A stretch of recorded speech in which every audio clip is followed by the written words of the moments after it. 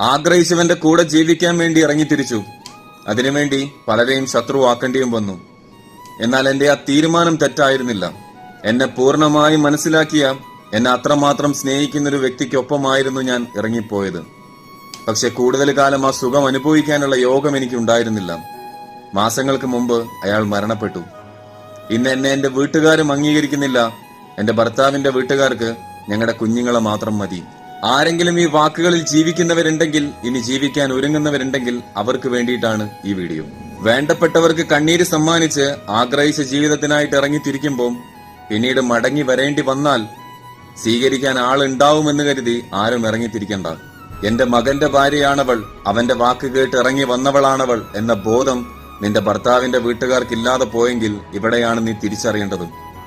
ചോദിക്കാനും പറയാനും ആരും ഇല്ലാതെ വരുമ്പോ പോറ്റാൻ അർഹതപ്പെട്ടവർ പോലും മുഖം തിരിക്കുമെന്ന സത്യം.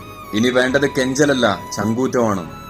നിങ്ങളും നിങ്ങളുടെ കുഞ്ഞുങ്ങളും നാളേക്ക് ആർക്കും ഒരു ബാധ്യതയാവാതെ നിങ്ങളുടെ നിലനിൽപ്പിനായി നേരായ മാർഗത്തിലൂടെ വരുമാനം കണ്ടെത്തണം.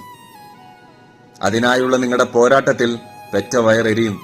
അവർക്ക് നിങ്ങളെ സ്വീകരിക്കാതിരിക്കാനാവില്ല. ഇനിയുള്ളവർക്കെങ്കിലും ഇതൊരു പാഠമാവട്ടെ.